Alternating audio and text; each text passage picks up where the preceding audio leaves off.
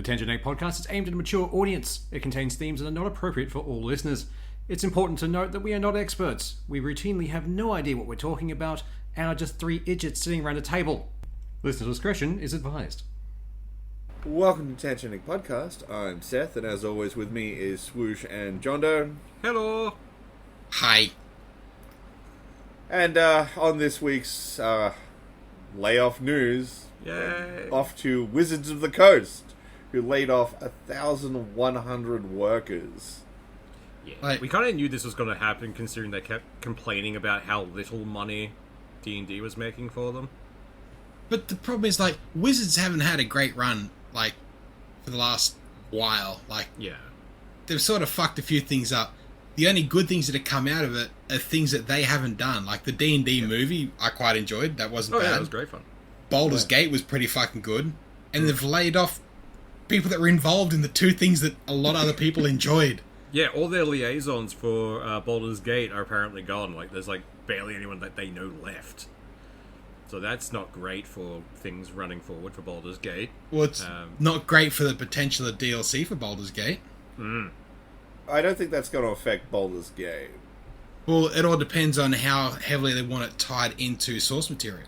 Yeah. Well, they don't. That's the thing. Well, Baldur's Gate is a active scenario in D&D. Yeah, the Sword Coast is, and Baldur's Gate as a place is. The story told in Baldur's Gate is not. No, but they're still using their baseline. The rules, the rule set for it, if they wanted to add in additional races and fucking classes and that kind of shit, if they wanted to stick to the rule set that they're already fucking using, that could be a little more difficult, depending on how many fucking liaisons are left. Yeah, well, especially if they have to make new inroads. I don't think so at this point, because, yeah, it would have been like that when they were developing their modified 5th edition rules for the game, but that's done. So I don't think there'd be that much trouble for Larian to add additional content at this point. They have their license from Hasbro. Yeah, While having good liaison with people is good, I don't think they necessarily need those people as much to continue with their project. It's more the fact they'll have to deal with essentially new project managers coming in from Wizards, and any time a new project manager comes in, they want to swing their dick around. And it's well, no, they won't. For me. It's not. They've got a license. They're not beholden to Hasbro. I mean, it's like when someone buys a. In the same way EA is beholden to Disney for Star Wars, they are. Yeah, but Disney doesn't affect what EA does. That the closest thing that EA can do is pull the license. Yeah. That Disney can do to EA. EA does all of the work. That's the same with Larian. They have their license for D&D from Hasbro. All Hasbro can do is pull the license. That's it. They have no other influence. It's still a substantial threat to anyone. Yeah, but I don't think Hasbro's... You're going to say they're not that stupid, and you are I know. And I stopped myself. Yeah. But it would be incredibly moronic. Oh, it definitely would be. Which and I don't isn't far out of the wheelhouse. I don't think a new project manager is going to swing his dick around and be like, I'll pull the license on this thing that's printing us money. Well, that's the thing. I have met some that would be sticking his own dick in a shredder. Oh, I have met those people in my line of work. They exist, unfortunately. Oh, I know they exist. I was almost expecting the people at Hasbro to go, Larian made how much? But that's our thing. How can we get a cut? Give us more. Yeah, I already have a cut. I would honestly have expected them to try and make their own game and pull the license for that to try and just monopolize what they can. They've already done that open beta for the D&D VTT, the virtual tabletop, and it was absolutely fucking horrible. Absolute dog shit. Yeah. Can you tell that we just don't trust Hasbro or Wizards anymore? It's in there. Look, here's the thing. They cut from their big development teams for D&D and Magic the Gathering, two products that print money. Fucking cardboard. And they're two products that I use a lot. I like D&D. Well, actually, I play D&D a lot less. Dungeons and Dragons specifically. Yeah. A lot less than I used to. But I still love the product. It was a great entry. And I still play Magic the Gathering, and it's are the two things I actually like that Hasbro still does gonna die? That's the weird thing, because you don't know with Hasbro. Like, they are just chaos incarnate. It's like, what are we going to do next? Cancel shit. Like, why? It was making you money. Like, but it wasn't making enough money. Like, what do you specify as enough? Fuck. Give us the money with value. When they're done kicking the dead horse, they don't get rid of the horse. They just buy new boots. You just find another way to kick it. Yeah. Eventually, this is nothing but mush, and they start making smoothies. But, yeah, it's... They're going to keep going exactly as they're doing, trying to drag more money in for less fucking product. Honestly, I get the feeling, because of these layoffs, I think they're going to start looking for something else to absorb. Like, because they're like, we're going to find the next big thing. It's like, yeah, good luck to you. See, this is the annoying thing. It's like, oh, well, okay, Hasbro, you want to look for the next big thing, but you are the big thing. Yeah. Yeah. Like, you are the thing that everyone else would love to eat. Yeah. You know how much, like, Hazio would love to be like, oh, we own D&D? Oh, fuck yeah, they'd love it.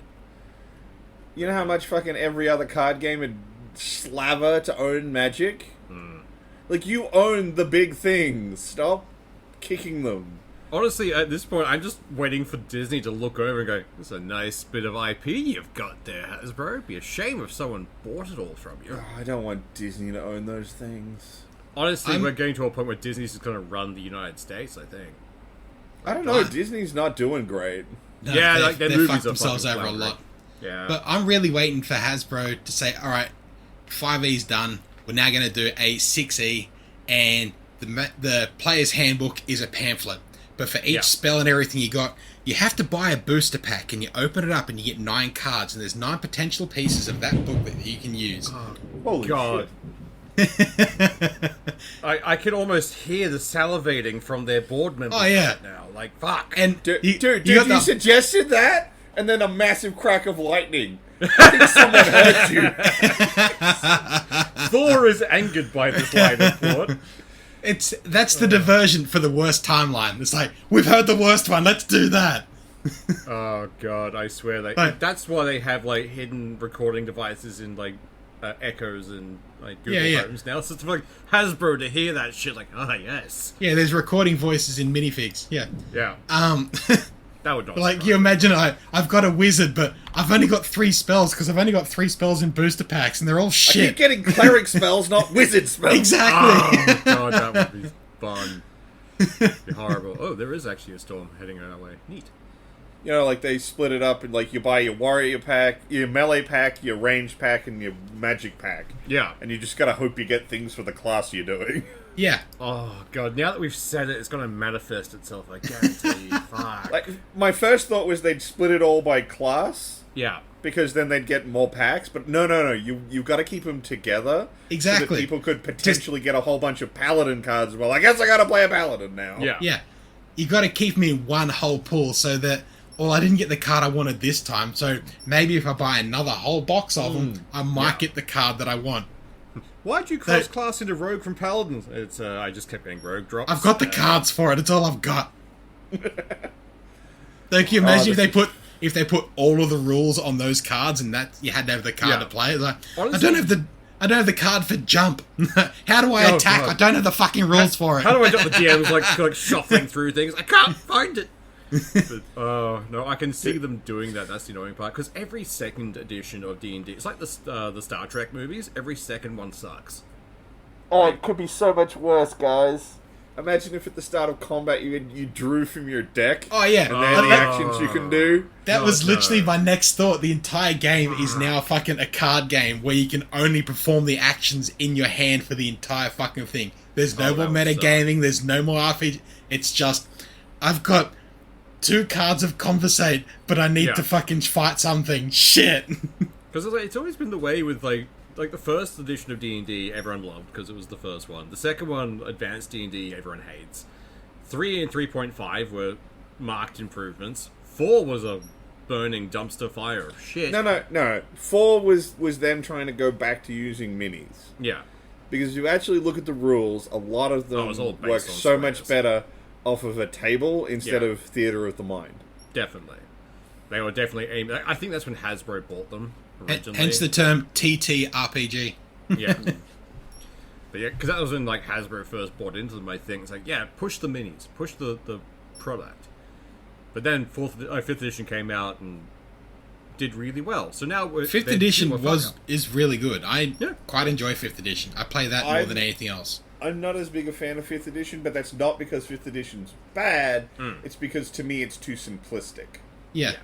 See, I found that good because a lot of the people in my area haven't played a lot. Oh, so it's one of the best onboarding versions. Yeah.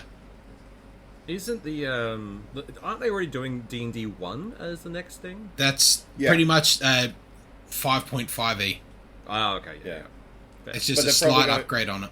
But they're trying to pitch it as this whole new big re-revision of the game. But because they're also trying to push a lot of that as digital books, so not as many hardcover books, and they want it all played on through their website and their VTT and everything. But it means that, like, from their D&D Beyond, they've already gone back through and re-edited books that you've already bought to completely change rules, and so they can pretty much do a patch like you get in a fucking video game to change how your fucking D&D game plays. The thing that annoys me is that you can't get a discount on digital books if you already have physical ones, and they are still just as expensive as actual books. What sucks is they did that right at the fucking start of D&D Beyond. Yeah. If you bought the starter a came with the physical starter kit. It came with the code to get it on the fucking D&D Beyond, which is brilliant. I was really hoping they'd do that for the rest of them. Paisio for years has been like, if you buy a copy of the book from Paisio, you get a PDF. Yeah. Like, honestly, every time we talk about D&D, it's getting more and more price gougey. It's becoming like the Warhammer of the TTRPG world. Like, everyone's like, yes, that is the thing that rules this world, but at the same time, there are better options and cheaper options out there. But so, even like the quality of what they've done, like I've got the original 5e starter set for Dungeons and Dragons, and it was good. It helped at the time. Then they did an advanced starter set, which was pretty much an add-on to the story of the starter set, which added a bit more to it. It was good. Then they've done a brand new starter set, which just feels like they're going, oh fuck it, throw it together. And it doesn't come with a code for anything. The original two did. You could put it on the D&D Beyond. You get all the characters, maps, everything on D&D Beyond. It was fucking great. The new one, you don't get shit on it. It's just, you've bought a new physical thing. Okay. Lame. That's it. D&D has gone the route of, we need money. We want money. Give us the money. And it's no longer about the content they're making. It's just, give us this thing we want. Did Hasbro get taken over by Tiamat? Maybe. It's entirely possible. But after that, I went out and I wanted to expand it after the whole fucking thing, the blow up of 5e. I went out and I bought the Pathfinder beginner box. Holy fuck, is that thing quality? There's a good box. Yeah. Like, holy shit. Magnificent. Like, the tokens, the rules, how everything's laid out. This is how you play the game. Like, oh yeah, Jesus. Well, that's night and day. Pathfinder was made by lovers of 3.5, and they just wanted to improve on it, and they did. Yeah. So it was made with passion, and like they want this thing. It was made by fans. They put a lot of effort into it. Whereas the new D&D is being made by businessmen who don't give a shit as long as it sells well. But like the D&D box, you get a bare bones set of dice, and it doesn't reference back to what dice you're meant to use a lot. It's not really intuitive. The Pathfinder box, the dice is color coded, right? You roll this dice. It's the orange dice with 10 faces. Everything is laid out, and it's like you'll be handheld through this entire thing. And here's some basic rules, and here's a premise. Go write your own adventure. It's like that is fucking awesome. It's great. Yeah. Like, that's the other thing I liked about Pathfinder is the fact they didn't do contained adventures. It's like, here is a region you can explore. Like, that's awesome. This is just a setting. They have some, but like they're very expansive. Like, I've recently been getting a lot of old Pathfinder stuff because they've been converting it over to Savage Worlds, my preferred system. Yeah. So, you know, if you don't want to support Hasbro, go buy Pathfinder. If you don't want to play D&D style Pathfinder, play Savage Worlds Pathfinder. Oh, yeah. But like, I just got because the first box set they put out for it, again, it was insane the value of that first box set that they put out. Yeah. Paisio could have cheaped out and been like, no, we want to lowball it. But like, you got the full rule book, an advanced book to the entire setting, maps, the entire Tokens, Rise of sheets the Rune and Lord. sheets of hard card tokens, Yeah. and cards that tell you what to do and how to do Yeah. it and what to do on your turn, and little markers. Okay, now you can do this, and Yep. there's your action, and then this. Yep. It's like, God, Did the same fucking thing damn. for the Pathfinder one for Savage Worlds. Yeah. Well, like the books for the for Rise of the Rune Lords, they're long, they're very detailed. So if you want to run a canned adventure in Pathfinder, it exists. Yeah. Yeah, they generally go, here's the setting, go ham. Whereas like D&D's ones are always very much, here is the story, follow it. Yeah, Because like D&D ones also required the party to be good. yeah. Like Well, They their don't support ones, evil players. their ones are Yeah. pretty much choose your own adventure. Choose your own adventure, but here's the pages to choose. yeah. Yeah. Like, you can't choose any other pages. You need to choose these ones. You almost have to railroad your players. You kind of do. Like I haven't been able to run a canned adventure that hasn't spiraled out of control because the first thing players do goes against everything in the story module. Well, Well, that's sooner just or later, the players are going to do something self-serving, and D&D's modules never support the players being self-serving. no. They It's only always meant support to be the players- greater good. Yeah. Yeah, it's self-sacrificing, sure. D&D supports the shit out of that. Well, we got distracted for a while there. But yeah, Oh, It's almost Hasbro like we're done passionate fucked up about again. D&D. Like, fucking Hasbro. Yeah, no. Look, I don't necessarily want Hasbro to go away, because they'll take things I love with them, Yeah. but fuck Hasbro. I want them to. I'd like them to start wake up, focusing on or things.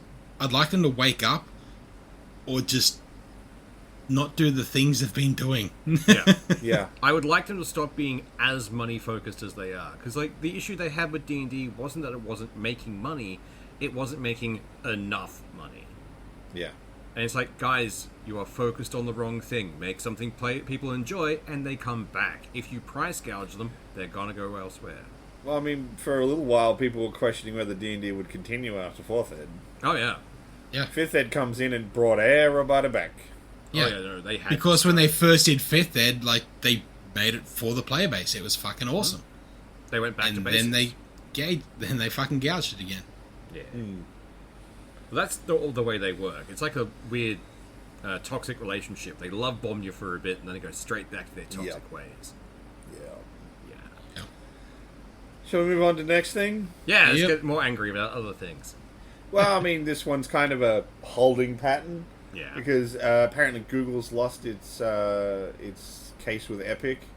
It has basically been ruled that they have a monopoly with their app store.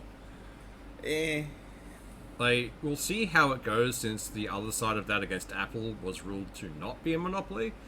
So Which is sort of weird. Like, I know they are more or on- less the same thing. They are, but on my phone, like, I've got a Samsung phone, so I've got the Android App Store. I've also got a Samsung App Store. I can already download an Amazon App Store, so there's 3 I can have on there immediately. If you're willing to just go get an APK, you can get any other app store someone Yeah. made an APK for. Pretty much. Yeah. I don't think I could do that on an iPhone. No. It's App Store, and that's it. It's why I always thought it was weird that people have been doing this against Google, because as far as if you're willing to put any APK you download off the internet on your phone, you can get other app stores. Yeah. Like, So what monopoly? Yeah. but then again, you got Apple, which is very restrictive and a walled garden to high hell. But somehow that wasn't a thing, and I think it comes down to which judge has been doing it. Also, the arguments they used at the time. Yeah. Like, Yeah. And it's just, it's muddied the waters something fierce. We're gonna be stuck with this shit fight. Well, I mean, we're probably not going to hear anything more about this for probably another 6 or 7 months, because of course Google's going to do all its appeals and yada, No, of course. yada, yada. And the judge hasn't said what they're going to do about it yet, other than to go, yes, that's a monopoly. yeah. like, So and worst case scenario, you end up with the Android App Store behaving more like the fucking Apple App Store, because apparently that's not a monopoly. So, will they crack down on more shit that's on it? I mean, probably, but we'll see how they go. We'll have to wait and see. Which is never a fun place to be. No, particularly when you hoping for a company to do the right thing. Yeah. They'll do the self-serving thing. That's Always. it. Always. So, next up? Yeah. Next up, dev behind massive Skyrim multiplayer mod turns their hands to Starfield, gives up because this game is fucking trash. Yeah. Yeah. When even like the big modders in that community are saying, no, fuck this, that's when you know that game is dead. Yeah. The only thing mods that are- can resurrect it is mods, and the modders don't want to do it. And the Like- mods are all that kept Skyrim going for as long as fucking Bethesda kept re-releasing it. Yeah. Because Bethesda's already come out and said, like, we're going to do, like, big content update next year, and there'll be new ways to travel around, and new ways to do this, and new ways to, like, add so much stuff. It was like, why was it not already in the game? Like, this game feels less than Empty. half-baked. Yeah. The fact And- that they could say that screams, oh, we were in development, we just pushed it out the door before these were done. Yeah. Yeah. The After marketing guys were already yelling they pushing wanted it back and back and back. Yeah. Push it back 3 more months and actually put the fucking vehicles in. Like, the mod kit for it is meant to be released sometime first quarter next year, which is why I think they're trying to bring back the Bethesda Creator Club thing. mod store Creator Yeah. Club fucking thing. I think they're trying to push that out before they release the mod kit, so they can say anything made with the mod kit will automatically put onto here. Like, why? Like, Way to God kill the fucking mod damn. scene. Exactly. Because like the mod scene for Skyrim died off when they forced that shit onto it via Steam. Oh, no. They did... One, the Steam Workshop and Nexus still exist. Yeah. They're still The around. Creator Club didn't stop mods. It just meant you had like nothing really was on the Creator Club, to be honest. There were things, but No. I think they were forcibly put on there by. Well, a lot of them were Bethesda. like, here's an armor color. Yeah. Well, what's the mod for this on Nexus? Oh, it's got 9 colors. Yeah. Yeah. Pretty much. But the only really good thing about that fucking Creator Club was that it brought mods to consoles. Yeah. It lets you do a bit more to the game on the console for a mod that it knows works and how to get it to work on that console. Yeah. Which was great. Like, console players need more of it. I remember when I played it on, like, played Fallout 3 and 4 on console, I was like, looking at mods going, why the fuck can't I do that shit on here? Yeah. Like, this is bullshit. Oh, Having the absolutely. opportunity fucking is awesome. But imagine But if you, like... charging for it is fucked. Yes. See, here's the thing, though. Like, imagine if you... They did the Creator Club, but instead of, like, charging you per mod, it was like, chuck us $15 a month. Even that would be a high cost for mods for me, but Yeah, but I mean, you're a PC player and you get that shit for free. yeah. If you had Bethesda making sure these mods worked and just constantly putting more in, and all you were doing was paying $15 to just have access to all of these, we already know they'll work, just install them and go. Yeah. No, that See- would be worth it, but that would also require Bethesda to work. Oh, I know. Like See, to me, like, that $15 a month, that just in my head screams horse armor a month. Yep. Just a new Man, horse armor. I pulled a number out of my ass, okay? Yeah. I know, but like the horse armor was like $10. In Australia, it was like $15. Yeah. Fucking awesome. Yeah, From- but the horse from armor was a Oblivion. well-known debacle, and even Oh, yeah. Bethesda understands they fucked it up. Yeah. I'm just saying, like paying per mod is not going to happen. Yeah. The only No. way they can get people to pay would be to pay access to a bunch of we already know they work mods. Yeah. Yeah, You shouldn't be paying per mod. It should be a X amount, and you have access to the entire library. Go ham.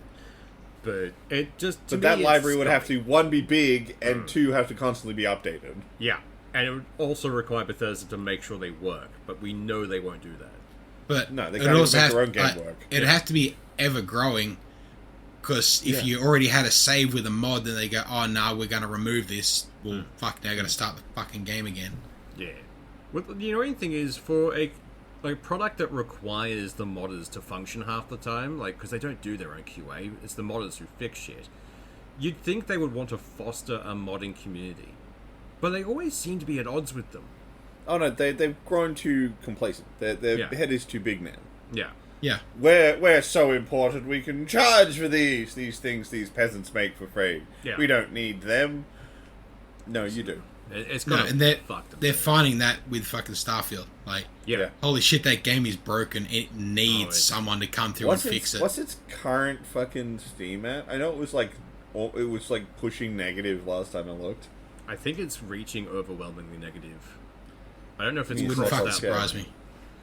I mean, like, it's not as bad a review as some other recent games, but we'll get to that soon. But Oh, like, it man. needs something. Like, Starfield needs something. And It I don't needs know. content. It's not a small fix either. Like, they have to completely overhaul large sections of that game to even make it remotely interesting. It's going to be a lot of work for any modder to do, and honestly, Like, I'm not surprised. Not even modders are throwing their modders. hands Like, up. there's some things in that game that I don't even think fucking mods will fix, because the game itself just isn't fun. I don't know how you'd mod fun into that fucking game. Oh yeah, like I've seen you trying to play it again recently because you popped up on my Steam playing Yeah. Starfield. And like, what are you doing? At which one, like, you're trying to find something fun, aren't you? I am. I genuinely am. I've seen people like get sunk right deep into the shipbuilder. That doesn't interest me. That has no interest for me at all. Even me Like, as a person who likes building shit, can't do it. base building, it just I mean, that's just there's fucking tedious to stuff me. That doesn't make, like, quest design doesn't make sense in some regard. Like, probably the most interesting thing I did in the time I was playing Starfield was do the Mantis hideout. Yeah. Yeah, and even Well, that.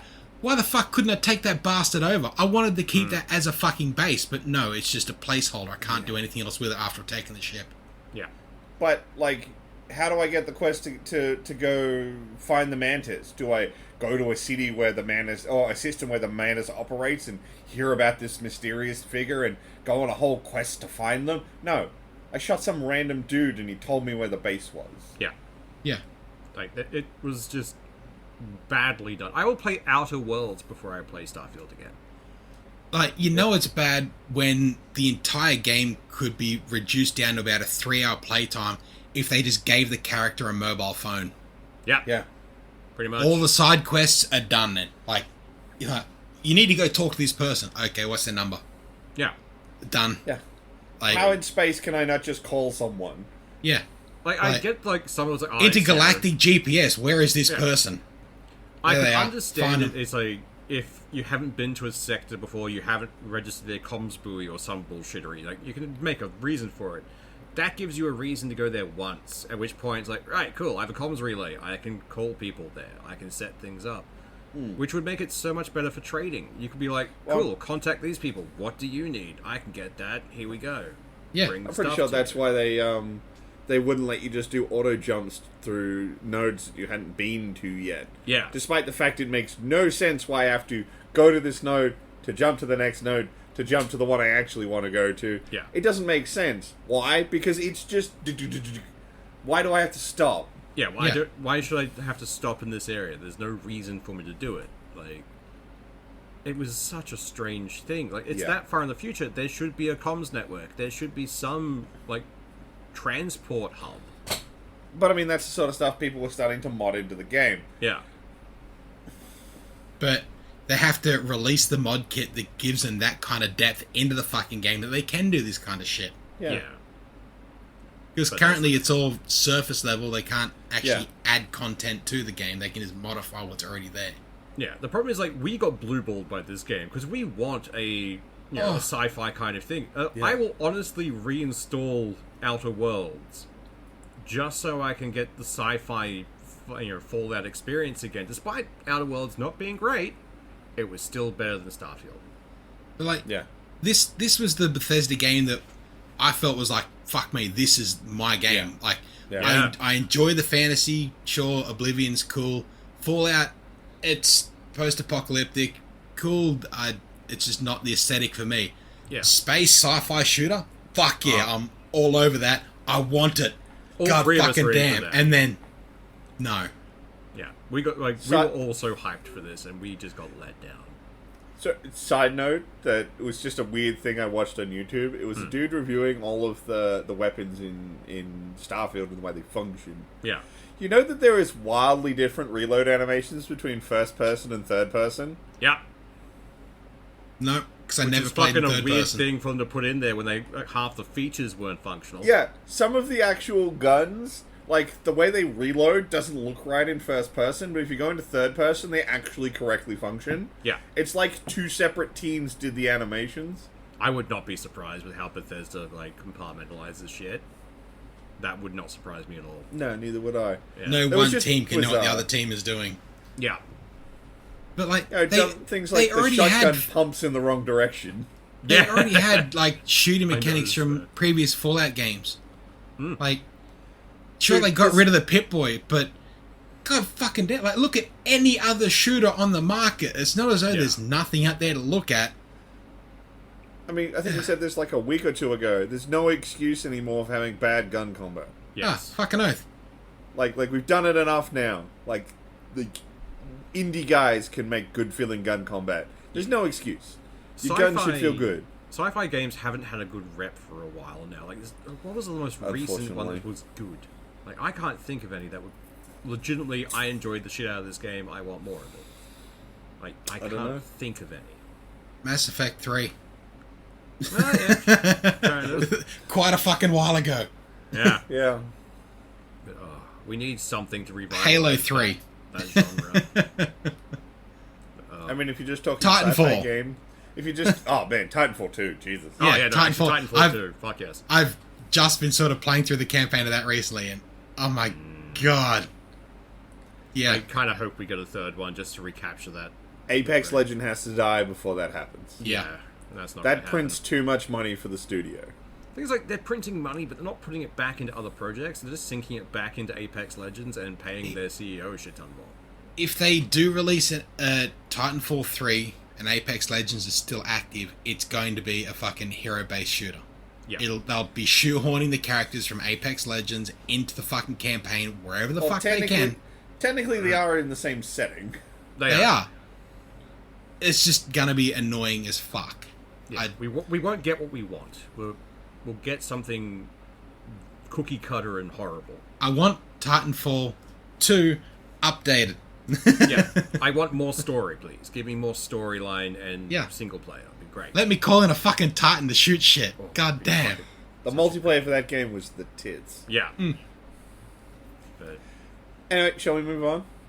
yeah, we should Probably. probably move on to the other Before we failure. fall of the down game. that. We should move on to the other Um, failure of a game. Keep this rant going. All right, we'll skip over the thing we were going to talk about. We'll talk about the other fail game, which was the day before. Oh, Finally got fuck. released on Steam for 4 days. Yeah. And then it got pulled. Anyone who thought this game was going to be like the big thing, from day one you can see this is a fucking scam. Just looking Oh, at the yeah. marketing for it. Fuck yes. Like Like, the amount of people I mean- who are like, is this actually a rug pull? Did we just get scammed out of things? Like, yes. Yes, you did. Good luck Well, getting kind of refund. no, because you can do your refund through Steam. You can. Yeah. But we'll see how that goes, because I'm half... Because the release they gave for it, when they said, oh, look, we're folding the company, we're going to use all the funds that we have to pay back our debtors. It's like, just declare bankruptcy. Why are you doing that? That money Because should be then going they back to can't people keep who the paid- money they do have. Yeah, which honestly, I think that's what it is. Yeah, they're basically banking on people not refunding it and being like, Yeah. cool, we got to keep some of the money. Yeah, they're gonna they're gonna pay back their backers, which I'm assuming is going to be their own people, and then they'll declare bankruptcy just not to pay out any other things. Like, But like I'm a from pessimist, day so that's what I dot, think's gonna happen. all the marketing for it has been like modified screen grabs of other games. Yeah. Like the opening walkthrough is almost a shot for shot from the Division 2 fucking trailer. Yeah. And there's another one that is a shot for shot fucking Call of Duty Black Ops 3, I think it is. Yeah, and the Like- fact they keep finding assets from just the Epic From- Store, not Epic Store, Unreal Store. Yeah. Like it's a asset flip that everyone got really hyped for some reason, because it wasn't. Because it looked pretty. Yeah. The trailers looked pretty, and that Yeah. was it. And it's also the fact that it wasn't what they expected, because they kept saying, "Oh, open world shooter, it's gonna be Open that world kind of thing." MMO.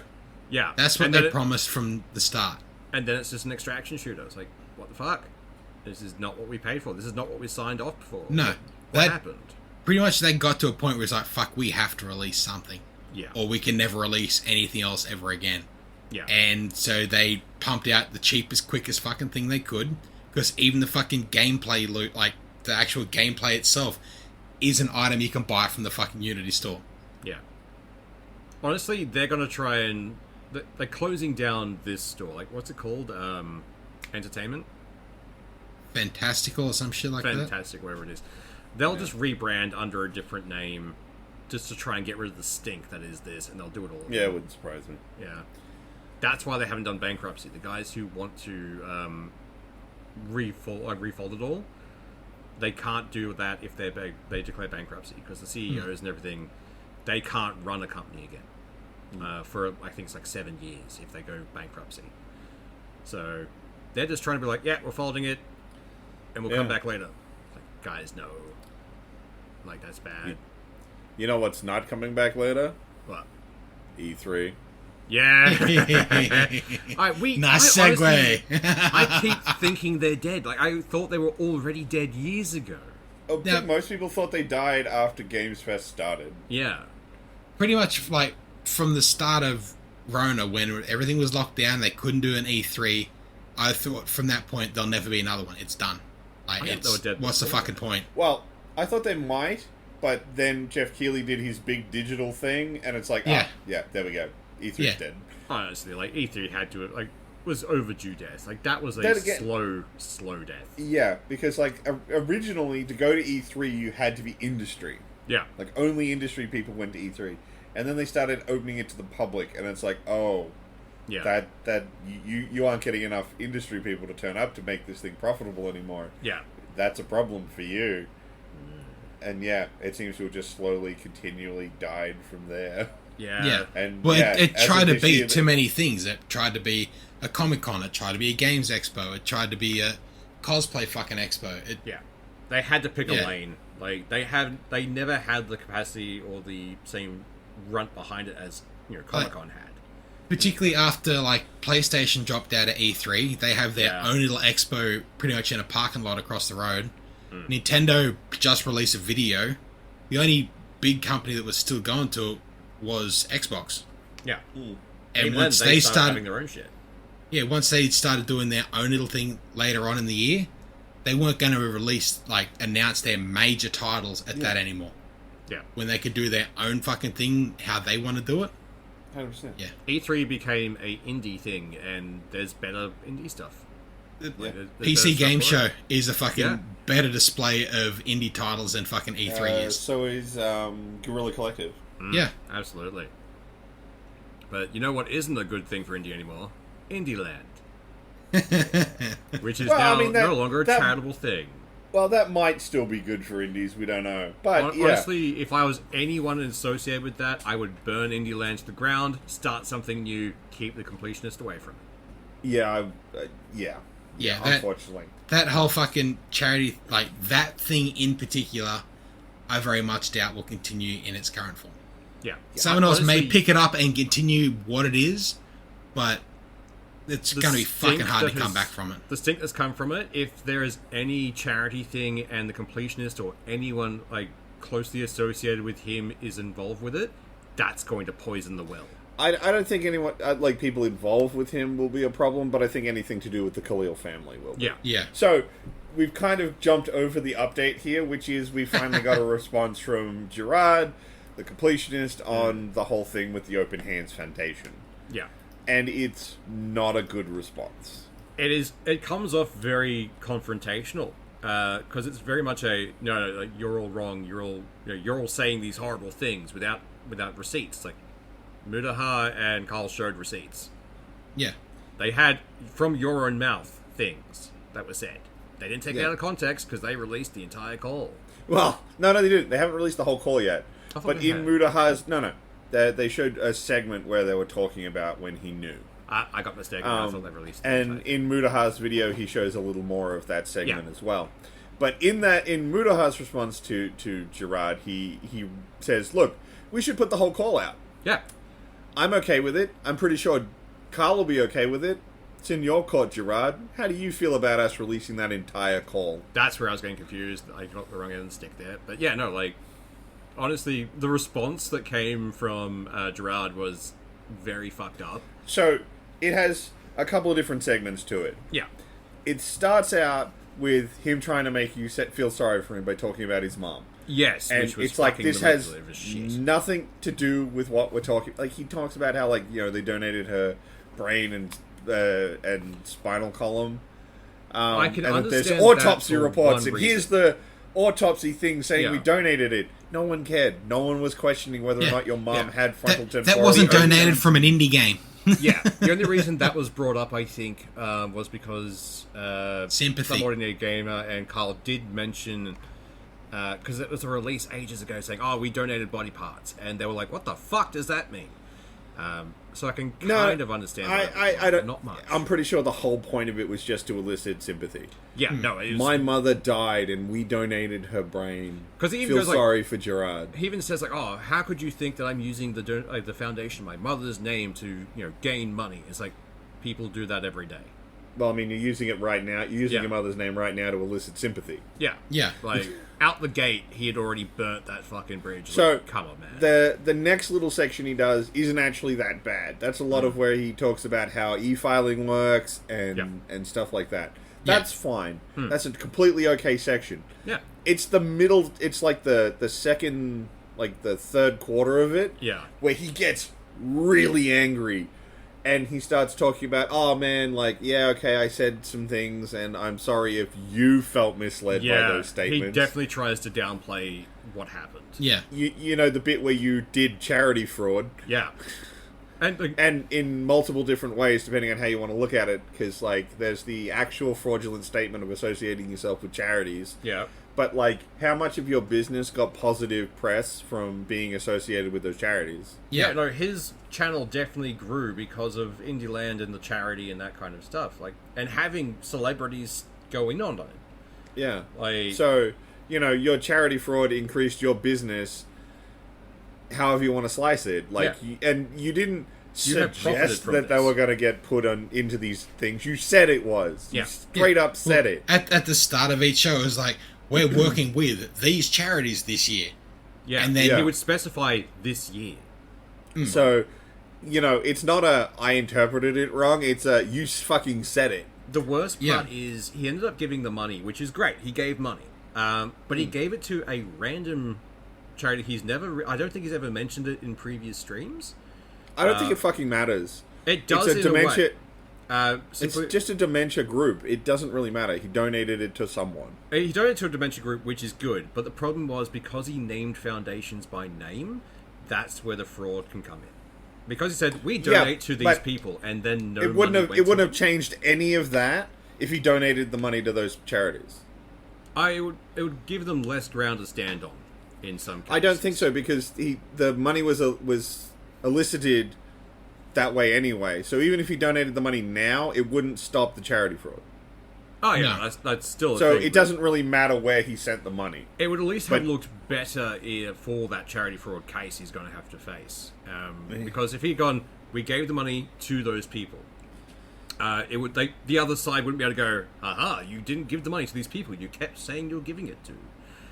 It's a But weird that's the maneuver. thing, though. Even if he did give them the money, the prosecution's still going to be, you didn't give the money to these people. It doesn't matter.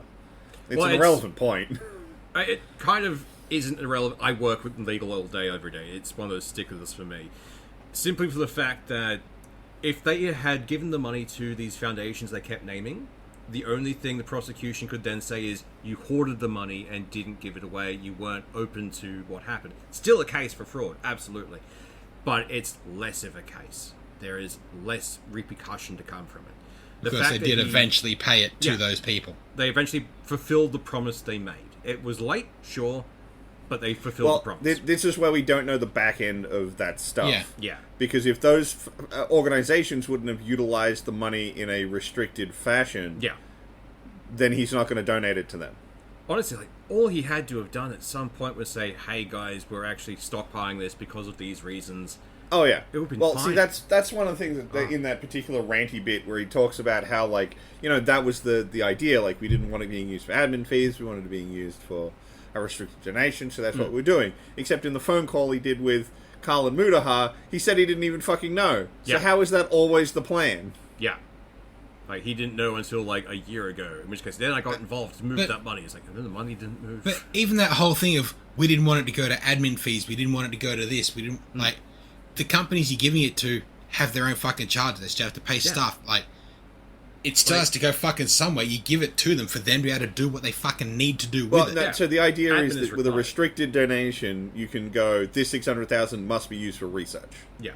Not Or to you pay your can- staff. Yeah, or you can say in some cases, because they can't not pay the staff. It can be a matter of, it can't go to marketing. No, It can't go like, to this. they can with a restricted donation. Yeah. All the money the company then gets from other places does that, not Yeah. your $600,000. Yeah, which is also why admin costs are so fucking high, because everyone does that.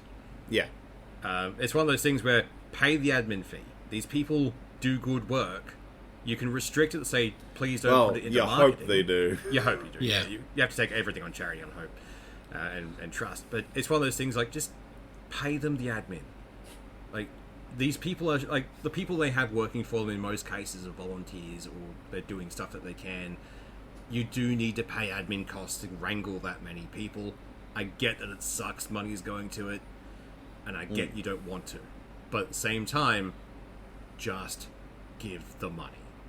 Yeah. Like, don't pussyfoot around. If you're saying you're donating stuff, donate stuff. Yeah. So, that's another one of the things that came up in that response. A lot of... He gets very aggressive about people saying he was embezzling, which no one did.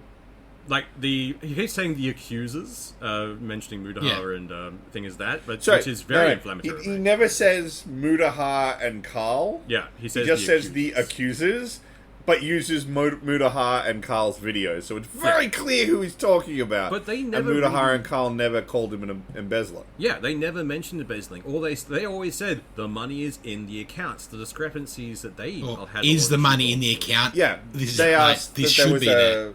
the Yeah, they math wanted doesn't receipt. math, and Yeah. that there's a discrepancy. Where is it? Not you took it. Because Yeah. originally it was a matter of, yes, we can see you said this much was made at Indieland this year. We saw that money go in. We can verify that money went to that account at some point. We have no idea what happened after. But then there was the issue with the golf tournaments, which are associated with it, and it's the thing of, give your checks to the Open Hand Foundation, and there's no reference to that. So they think Well, that, may be and then attached there to a was different- the $20,000 that gets donated from that was being regularly donated. It was just like the math didn't math is the yeah, point. it just Yeah. didn't work. And Jirard doesn't actually quantify any of that. Yeah, he he just doesn't give says, a "Trust me, the books line up." Yeah. The trust has already been broken. Yeah. You can't lean on trust now, buddy. No. Yeah, you've shattered that. You have to show receipts. Like, that's why I like Carl and Mudahar's videos, because they showed they're working. Yeah. Like- And they encourage you to go do it yourself. Yeah. Yeah. And They said, here's the details, here's where you can find it. Go have a look. You figure out what best you can. And even when Jirard was saying, I'll leave links in the description, he just links to the IRS website and doesn't show anything. He has 3 bits of evidence as they can find. One of which is superfluous. It has no function. He never mentions it in the video. It's just a random document to, I'm assuming, pad out the evidence. God knows. And the other 2 didn't really show much. Like, No, they don't. Yeah. And then once he gets to the end of his big tirade, he says that he's looking to sue, Yeah. which is never a good look. It's never a good look and not something you regularly talk about on, like, that kind of video. And here's the thing: all through this, he's been it's mostly been one cut. He hasn't really been slicing the video up. Yeah. It then hard cuts so that he can talk about his mom again. Yeah. Yeah.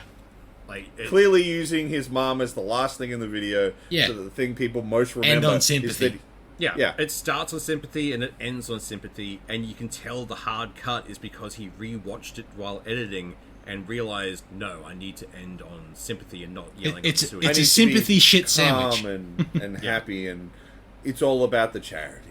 And that's always the whole thing. Oh, thank you all for your support, and we're not going to do charity Indieland. Like, stop Indieland. Oh yeah, he's still going to do Indie Land, but it's not going to have a charity component. So all that money you would have gotten from Indie Land in 2024 is just going to be yours, I guess. And the weirdest thing for me is when he was talking about that, it felt very accusatory.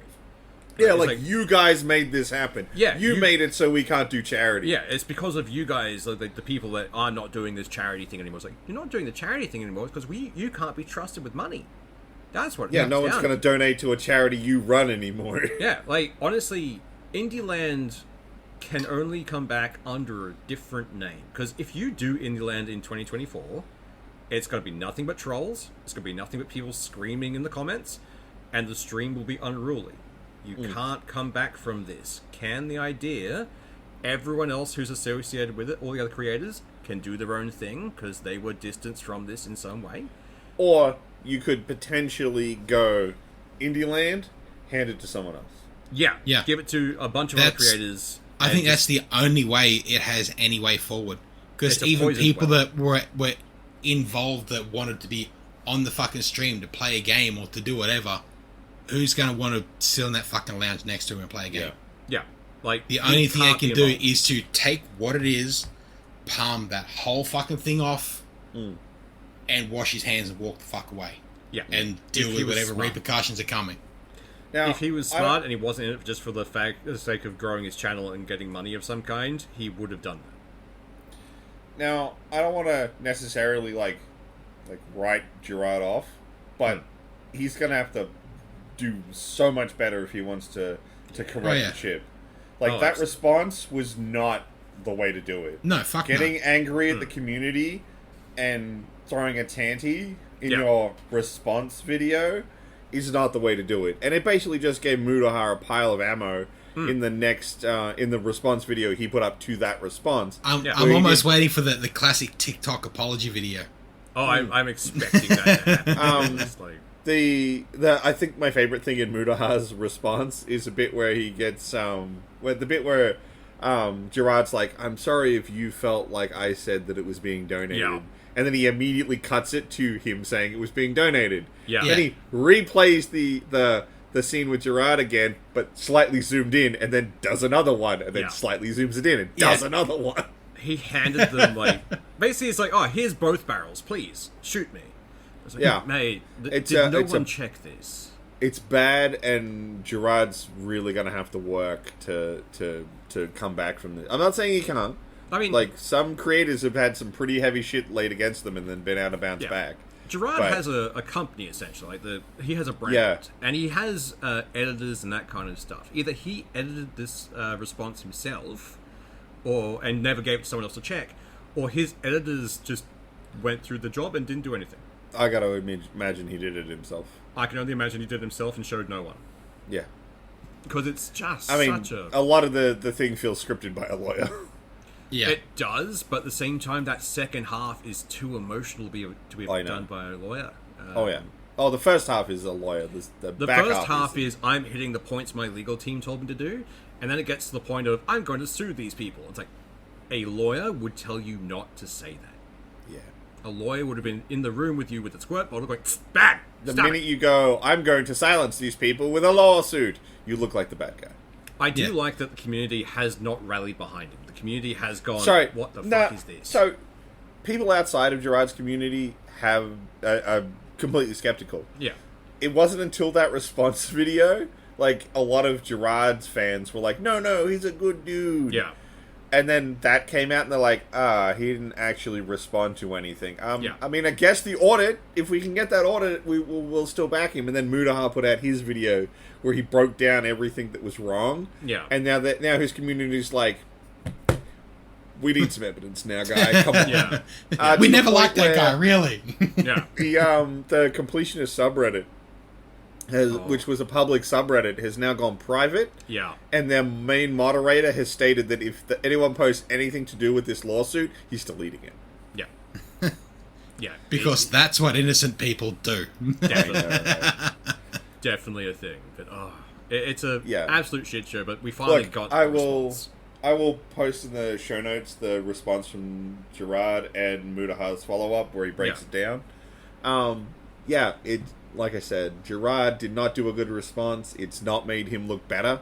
If anything, it's made him look worse. Well, it wasn't just Mutaha responding as well. Like, bigger names like Moist Critical and those kind of people did full breakdowns as well. He's not good. Not the way Mutaha did. Yeah. Not as in-depth as Mutaha, because, to be honest, Mutaha had to respond as in-depth as he could. Yeah. But, like, all these other He had to big show names, receipts, and did. Yeah. Yeah. All these other guys have come out going, the fuck, man? Yeah. This is bad. So, it's going to be fun to watch. It's watching an empire crumble. Because the completionist was not a small YouTuber. It does suck that, like, if they were giving the money to charities, fuck, like, you'd want that to continue on. But, yeah. God fucking hell, like, there's a whole heap of potential money that could have been raised for a charity. It's just that shit wasn't being given to the fucking charity. Like, or you being open about how you were handling. The problem is this has poisoned the well for every streaming like charity thing. Like, because I know there's other ones who do it. I think Markiplier and a bunch of others have charity streams that run. I mean, like Extra Life is a thing. Games Life, Done Quick as Games well. Done Quick, yeah. Every one of them is going to be like showing receipts and being as clear as they can. Just on the off chance that if they don't know something's happening in the background, they don't want to end up like Jirard. Sorry. But it's just one of those things of like, you're all going to have to tighten ship because this guy was being an idiot. Even if he didn't know what was going on in his own foundation, which you should know what's happening at your foundation. Especially when you're on the board of directors. Absolutely. It tainted the water for the rest of them. Oh, yes. Like, this is going to be a stink that lingers for everyone for ages. Yeah. Like, I mean, a lot of the other ones, like Extra Life and Games Done Quick, I think you're going to be able to shrug it off pretty quickly. Oh, yeah, they can show receipts going, we're doing the thing. Someone's going to look, is the point. Yeah. But it just means, hopefully, that those other charities might end up with a bit more of a viewer base. They might get an uptick in donations because it's no longer going to this fucking viewership. So... Yeah. Honestly... Hopefully it does work out for the charities and the money does get fucking donated and goes to where it needs to fucking go. Oh, absolutely. Like, I would much rather charity continue as opposed to being stopped, but Jirard should have been kicked from Indieland. Even if he started this, it should have been kicked from it. Like, just, sorry, man. At this point, he can't do it anymore. Yeah, it's like, sorry, man, like, you can't be a part of this. You can't sit with us. Please go away. It's like, you have to go full Mean Girls on him. Like, it's how it works now. I know. But, like I said, I will link the show, the relevant materials. Please make up your own mind. It's a crazy topic. If you have not heard anything about this, highly suggest go look it up. These are just our opinions on things. Like, we are and not like a quick, and I mean quick overview. Yeah. Like Mutaha's response to just Jirard's response is 55 minutes. Yeah, it is a very lengthy response, and I think we've just like crammed it into what 17 5 minutes. Yeah. It's not deep enough, but like it's fucked. We will show our receipts in the fact of go watch this video we watched because it's very interesting. Our receipt is follow the link. Always do your own research. Never trust us. We are three fuckwits hanging out talking shit. Pretty much giving our opinions on shit we don't know a whole lot about. And we have never claimed to be smart people. No, we have not. It's in the disclaimer at the start of the episode. Yeah. Yep. Three dumbasses sitting in basements being fucking nerds. Like, don't trust us. Never trust us. Except on this, because it's book week! Yay! And we have an infallible opinion on books. Definitely. We have never gone wrong. We've never steered you wrong at all. We'll never talk about those other ones. Don't mind those shit books. We've got other books. Look, even the shit books, we got some good content out. Come on, the last hacker was fucking great to dissect. That was. Oh, God, it was... Alright, so this month we had the Murderbot Diaries as selected by John Doe. I love those. Yeah, a collection of 4 books, and like none of them were overly long. But I like the character. The character is just fun, and the development of that character. It's just... I love the first 4 books, but that first book is the one that I love the most out of them. I don't know why. It's good. It's the one that resonates the most with me. It feels more like an awakening. Like just, holy shit, okay, now I actually need to figure some shit out in this world. Whereas the others are just like more of a reaction to events. Whereas the first book is just a fuck, I need to do the this. First one resonates so much, probably with people like us, because it's a dude who's sentient, Yeah. who has to do a dead-end job that Yeah. he fucking hates, and all he wants to do is just watch some TV. He just wants to chill out and be left the fuck alone. Like, honestly, the thing for me was when he has to chase around the scientist, that first book. It's like, no, get away from that. That is a dangerous thing.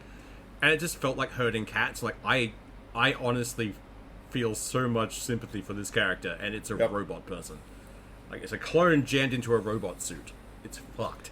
And his like favorite TV show is essentially space soap opera. Yeah. Fucking great. And the fact that he learns the way he does stuff from those soap operas. It's not his like training. Yeah. It's like, no, we're doing this because that's how people die in fucking soap operas, man. Well, like, how does he look more human? Just useless fidgeting that serves no purpose, but it makes it look like you're a person who is reacting to things. Yeah. Like, And like he has to learn how to look like he breathes correctly. Yes. Oh, that's fun. or, like hopping his way around the fucking galaxy by trading fucking videos and soap operas and shit. That was just great. Because there's other smart AIs out there. Yeah. Yeah. Like other AIs that need entertainment for these boring ass fucking trips.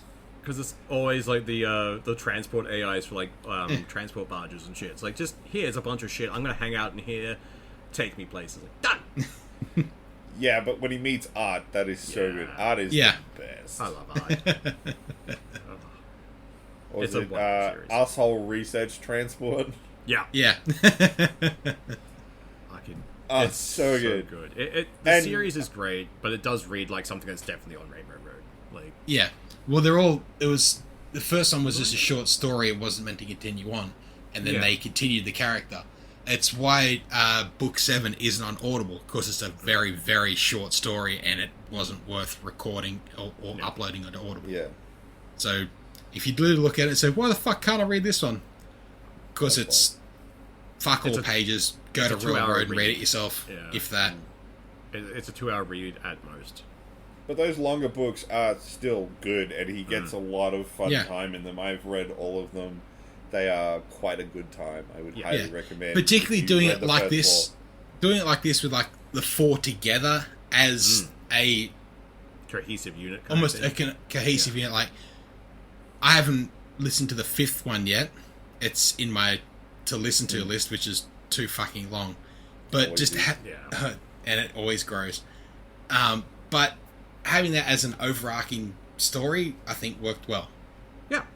Yeah. And the first book feels like Manifest Destiny. It feels like the start of a story as opposed to a full story in its own right. Yep. Which I think is why it even as a one-shot, everyone's like, we would like more of this, because this feels like it's going to keep going. It has momentum. It's got the legs. Definitely does. Yeah. But as we can see, there's 8 books. Hey. Oh, yeah. Wonderful series. I love how snarky he is, like, with everything he does. And just the fact that he is a pessimistic prick who just wants to be left the fuck alone for most. A sentient robot who's sick of people. Yeah. And it's like, wow, can hardly relate. Yeah. And the fact is, like, when they dig through, in the first book, they dig through his logs and realize he calls himself Murderbot. Yeah. Like, oh, that's bad. That's not a good look. Yeah. But, he's a smart character as well. He does things correctly, which I like. But, so much fun. So, I think we can all say we recommend the Murderbot Diaries. Oh, definitely. Yeah, and I don't... very It's one of much those so. books, again, like a series where I don't want to talk too much about it because there's such small, contained stories. Saying too much ruins it for people. Yeah. It's like... And I want you to listen to it. So, go listen to it. First 4 books are free on Audible. Go and listen to them if you haven't already. They are very, very fun. So, Swoosh, you got the Christmas book this year. I do. It's not going to be a Christmas-themed one. I was trying to find something Christmassy, and then my brain malfunctioned. That's fine. I fell down a rabbit hole of strange e-lit. I picked up one, which was called Fleabag, which is a wolf who gains access to the system and gets smarter and better and evolves, and it was really fun. The lit RPGs is the genre. Lit RPG, sorry. And essentially, with that, because of that, Audible started referring me to other things. So I ended up listening to one which was about a demon tree, and I loved the way it was done.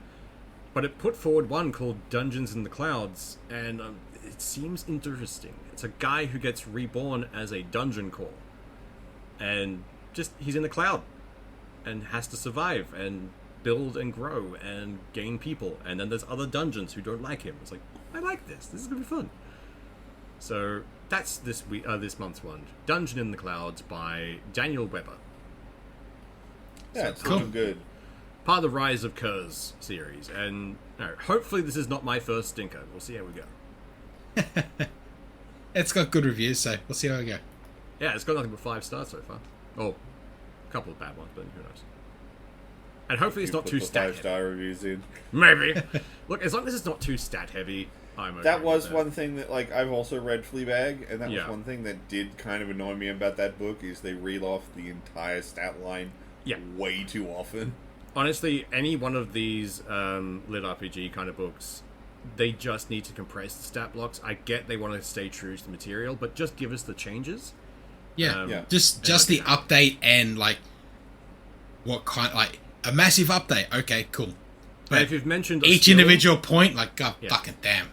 if you've mentioned a skill point to a point, just don't rehash the entire description again. I don't mind if they're spending a skill point. Sure, tell me all the attributes, because Yeah. I want to know what skill point's going up. Yeah. Yeah. But if they've got quite a new trait, don't read the skill point stat again, because it's not important. Just tell me the skill update. Tell me the new skill, and we're done. But more often than not, I just sit there and skip ahead like 10 seconds at a time, and until I get to a point where it's story again. Yeah. Or you listen to it say, this is a wall of text in a wall of text. It's like, God fucking damn. See, like, I tend to read these, I listen to these when I'm driving, so when I hit to these big stat block heavy sections, it's like, I've only got a certain amount of time in the car. Skip. Get me the plot. It's less that I have a certain amount of time, but it's just like, this is just boring. I'm just sitting in my car driving with the piece of thing that was supposed to entertain me, not doing that. Rattling Giving me numbers. numbers. Yeah.